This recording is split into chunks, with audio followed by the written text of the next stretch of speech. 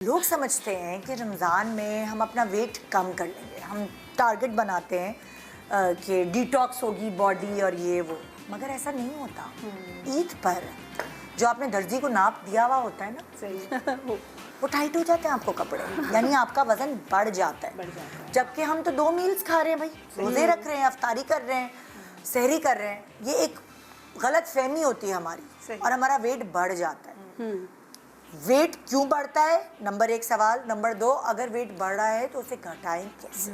Doctor जी देखिए, wait इसलिए बढ़ता है कि हम बहुत तली हुई चीज़ें और शरबत का इस्तेमाल बढ़ जाता है। ओह यस, चीनी बढ़। आम दिनों में कहाँ शरबत हम बना के पी रहे होते हैं, है ना? नहीं, शरबत ज़्यादा पी रहे होते हैं और जो लाते हैं शरबत उसमें भी चीनी हम डालते हैं। ठीक है, उसमें मज़ीद चीनी ऐड करते हैं ना, जिसमें चीनी तो है, मज़ीद चीनी। वो जो मतलब लाइक मोटापे की जड़ एक्चुअली शरबत और तली हुई चीज़ें। हालांकि बेसन का जो बैटर है वो आपका वेट लूज कर सकता है। अगर आप उसकी रोटी बना के खाएं, जिसे चीला कहते हैं, वो वेट रिडक्शन में आपकी हेल्प कर सकता है। अगर उसमें ऑयल ना हो तो आप खाएं तो वो आपके लिए अच्छा है, लेकिन हम उसको तल लेते हैं ना, फ्राइड आइटम हमारे बढ़ जाते हैं। और फिर जो है एक्सरसाइज बहुत सारे लोग नहीं करते, तो इस वजह से आपका वेट बढ़ जाता है। तो इसके लिए अगर आपका वेट बढ़ गया है, वैसे ही अगर मिसाल के तौर पे रमज़ान के बाद भी आप इसको कर सकते हैं, जिनका वेट स्टक हो गया है, चाहे वो हार्मोनल पेरीमेनोपॉज में चले गए तो आपका वेट स्टक हो गया है।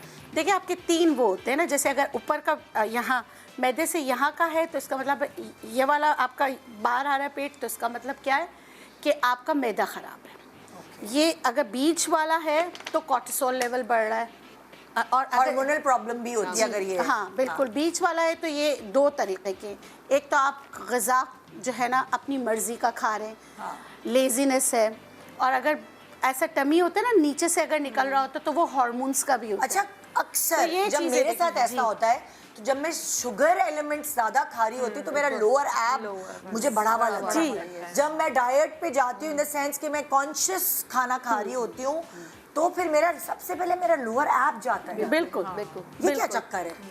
बेसिकली यूट्रस होता है ना, लोअर डाउन, तो uterus is directly related to your insulin level. हाँ बिल्कुल। तो इंसुलिन हाई होगा तो आपको यूट्रस प्रोट्रूड लगेगा, बाहर निकला हुआ लगेगा। और इंसुलिन अगर आपका नॉर्मल है, आप एक्सरसाइज करें तो कोर इंगेज लगता है, अंदर लगता है मसल, आपको ना टाइटनिंग फील होती है। बड़ा मजा आता है मुझे वैसे, अगर वो हो पेट नहीं निकला। ये जो 3 टायर है ना, चाहे किसी वजह से, चाहे 3 टायर्स कहते हैं, ये किसी वजह से भी निकले हुए हों, चाहे हार्मोन्स की वजह से हो, चाहे आप बहुत ज़्यादा खाना खा रहे हो।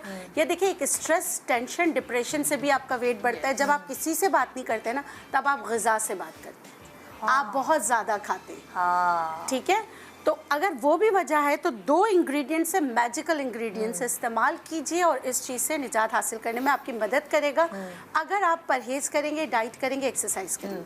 ठीक है, छोटी हड़ आपने लेना है। छोटी हड़ मैं यहाँ बता देती हूँ, जैसे 50 ग्राम आपने छोटी हड़ लिया तो पहले छोटी हड़ को देसी घी में फुला लें। ठीक है, ताकि इस जिससे अगर किसी को बहुत ज़्यादा मतलब कि इसके नुकसान है वो ख़त्म हो जाएंगे, इसके फ़ायदे आपको मिलेंगे। दूसरा है लॉन्ग पेपर फिलफिल दराज, ये यहाँ रखी हुई है लॉन्ग पेपर।